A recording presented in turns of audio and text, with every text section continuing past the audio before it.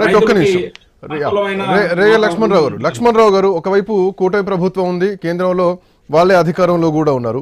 So ఇట్లా నేపథ్యంలో రాష్ట్రంలో అంటే గుంటూరు కానీ, కర్నూలు కానీ, నంద్యాల ఇట్లా ఎక్కడ చూసినా కానీ ఎక్కువగా రాష్ట్రంలో కష్టాలే ఉన్నాయి. సో ఈ తెలుగు రాష్ట్రాల్లో మిర్చి పంటకు సాగుబడి ఎక్కువగా ఉంటుంది. సో పంట పండించేటువంటి రైతులు ఎక్కువగా ఉంటారు. సో ఈ గిట్టుబాటు ధర పైన 50% కాదు, ఖచ్చితంగా 100% ఈ నష్టాన్ని భరించాలంటూ కేంద్రానికి ముఖ్యమంత్రి చంద్రబాబు నాయుడు ఒక లేఖ రాయడం జరిగింది. సో మీరు ఆందోళన చేస్తున్నారు, ఆల్రెడీ ప్రభుత్వం కేంద్రానికి లేఖ రాయడం జరిగింది. సో మద్దతు ధర విషయంలో కేంద్రం రెస్పాండ్ అవుతుంది అనుకుంటున్నారా, ఏం చెప్తారు? శ్రీకాంత్ గారు, మీకు ప్యానల్ ఉన్న సభ్యులకి ఐన్యూస్ వీక్స్లకి యాజమాన్యానికి హృదయపూర్వక నమస్కారం. ప్లీజ్. కూటమి ప్రభుత్వం హయాంలో మరి రైతులే రాజుగా అభివర్ణించే మన అందరం కూడా ఈ రోజున రైతులు కూలీలు అయిపోయారండి. రైతులు రాజులు కాదు, కూలీలు అయిపోయారు. వాళ్ళ కష్టాలేమో వీళ్ళకి పట్టడం లేదు. వచ్చి 9 నెలలు అవుతున్నా ఎలా ఉందంటే వీళ్ళ పరిస్థితి దున్నపోత మీద వర్షం పడేలాగా వీళ్ళ పరిస్థితులు ఉన్నాయి. వాళ్ళకేం పట్టో, రైతులు కష్టాలు పట్టో, మిర్చి రైతులు కష్టాలు పట్టో, పత్తి పండించే రైతులు కష్టాలు పట్టో, పెసలు మినుములు పండించే రైతుల కష్టాలు వీళ్ళకి పట్టో. కేవలం ఏంటంటే వీళ్ళు అధికారంలోకి వచ్చారు. అధికారంలోకి వచ్చిన తర్వాత చంద్రబాబు నాయుడు గారు ఏమో కుంభకర్ణుడు నిద్ర చేస్తా ఉన్నారు. బట్ ఆల్రెడీ ఇప్పటికే మిర్చి రైతుల గిట్టుబాటు ధర కల్పించాలన్నటువంటి ఉద్దేశంతో ఇప్పటికే దీనిపైన రివ్యూ మీటింగ్లు కూడా చేసినాం అంటూ ముఖ్యమంత్రి చెప్తున్నారు. 2 సార్లు కేంద్ర వ్యవసాయ శాఖ మంత్రితో మేము మాట్లాడాం ఈ అంశం పైన మాట్లాడుతున్నారు. ఇందాక శరత్ గారు కూడా మళ్ళీ ఢిల్లీ పర్యటనలో కూడా ఖచ్చితంగా ఈ అంశాన్ని కేంద్రం దృష్టికి తీసుకెళ్తాం, దీనిపైన 100% నష్టపరిహారం భరించేలా చేస్తాం. సో ప్రజల గురించి, రైతుల గురించి కొంచెం చిత్తశుద్ధి ఉందనుకోవాలా ప్రభుత్వంలో? ఏం చిత్తశుద్ధి లేదండి శ్రీకాంత్ గారు. వీళ్ళు ప్రతి మంగళవారం కూడా 5,000 కోట్లు 6,000 కోట్లు అప్పులు చేసి ఈ రోజు 9 నెలలకి 1,35,000 కోట్ల రూపాయలు అప్పులు చేసినటువంటి చంద్రబాబు నాయుడు గారి కూటమి ప్రభుత్వం రైతులకి మీరు డబ్బులు ఇవ్వడానికి మళ్ళీ కేంద్ర ప్రభుత్వానికి మీరు లేఖ రాయడం ఏంటి? మీరు వచ్చిన డబ్బులు మీరు ఎక్కడ పంచుతా ఉన్నారు, ఎక్కడ ఇస్తూ ఉన్నారు, ఏ కేటగిరీలో తీసుకొచ్చిన అప్పులు మీరు పెడతా ఉన్నారు? రైతులకు ముందు ఇవ్వండి అయ్యా. రైతులకు ముందు ఇచ్చిన తర్వాత మీరు రాసిన లెటర్లు ఏమైనా ఉంటే తర్వాత కేంద్ర ప్రభుత్వం ఇచ్చిన నిధులతో సర్దుబాటు చేసుకోండి. సర్దుబాటు చేసుకుని వెసులుబాటు చేసుకుని మీరు పరిపాలన చేయండి.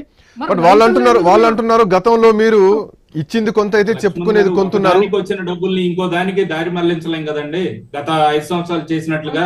ఒక నిమిషం ఆగాలండి, మీరు ఒక్క నిమిషం ఆగాలి. దారి మళ్లించలేరు. దేనికి దారి మళ్లించలేరు?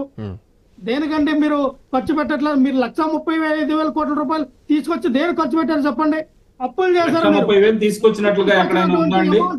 దేనికి ఖర్చు పెట్టారు శరత్ చంద్ర గారు? సార్ లక్ష్మణ్ గారు 1,30,000 తీసుకొచ్చినట్టు ఎక్కడన్నా ఉందా? మీ సాక్షి పేపర్ లోనే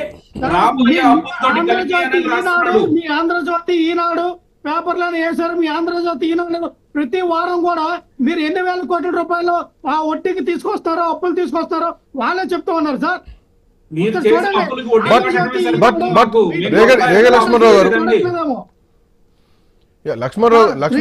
లక్ష్మణరావు గారు, కేంద్రంతో మాట్లాడుతున్నాం ఖచ్చితంగా. ఇప్పటికీ అంటే నిధుల విషయంలో చూసుకున్నా గానీ, బడ్జెట్ విషయంలో చూసుకున్నా గానీ బీహార్ తో పాటు ఆంధ్రప్రదేశ్ కూడా ఎక్కడా కేంద్రం పెద్దగా నష్టం చేయడం లేదు.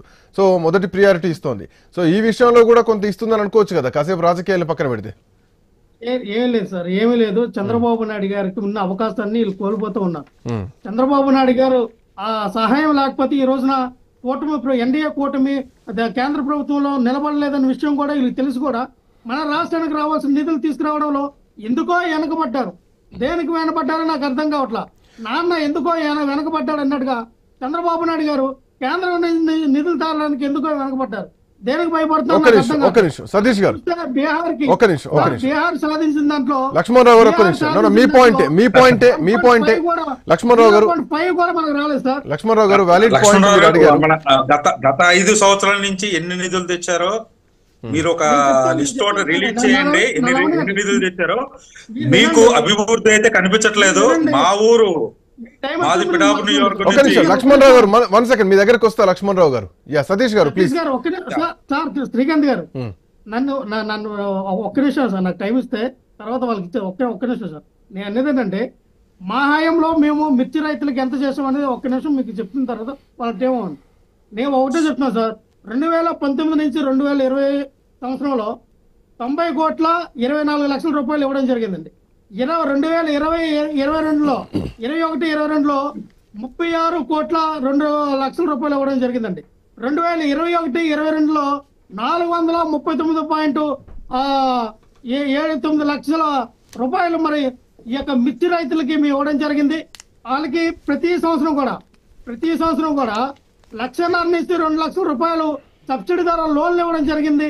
అలాగే మరి ఎవరైతే మరి మిర్చి రైతులు ఉన్నారో వాళ్ళు ఒక ఎకరానికి 1,50,000 నుంచి 2 లక్షల రూపాయలు ఖర్చు పెట్టే రైతులకు కూడా మేము 0 వడ్డీకే రుణమాఫీలు ఇచ్చామండి. 0 వడ్డీకే రుణాలు ఇచ్చామండి. ఈరోజు చంద్రబాబు నాయుడు గారు రుణాలు ఇవ్వలేదు, రుణమాఫీ లేదు, రైతులనేమో గాలి వదిలేశారు. పాపం వాళ్ళేమో ఆత్మహత్యలు చేసుకుంటా ఉన్నారు. మా హయాంలో 21 నుంచి 25,000 వరకు మేము గిట్టుబాటు ధర మేము ఇస్తే కనీసం 10,000 కూడా కొనట్లేదు సార్. వీళ్ళు 10,000 కూడా కొనట్లా, 6,000, 7,000, 8,000 బేరాలు ఆడుతూ ఉన్నారు. చంద్రబాబు నాయుడు గారు రైతులందరూ కూడా కమ్మేశారు. చంద్రబాబు నాయుడు గారు రైతుల్ని రైతులందరూ కూడా దళారులు కమ్మేశారు చంద్రబాబు నాయుడు గారు. లక్ష్మణరావు గారు వన్ సెకండ్ లక్ష్మణరావు గారు అందరు మాట్లాడారు. లక్ష్మణరావు గారు ప్లీజ్ కోఆపరేట్. శ్రీకాంత్ గారు అయిపోయింది. ఒక్క మాట సార్, శ్రీకాంత్ గారు మళ్ళీ వస్తాం మీ దగ్గరకు వస్తా. లక్ష్మణరావు గారు ఇది ఫైనల్ కాదు కదా, మళ్ళీ వస్తాం మీ దగ్గరికి. మీరు వెయిట్ చేయాలి. లక్ష్మణరావు గారు వెల్కమ్ బ్యాక్ టు ఒక్క నిమిషం. 1 కోటి రూపాయలు మిర్చి రైతులకి, అలాగే ఇప్పుడు ఏదైతే మరి మినుములు, పెసలు, అలాగే పత్తి ఒక్క నిమిషం. లక్ష్మణరావు గారు welcome back to you. Satish గారు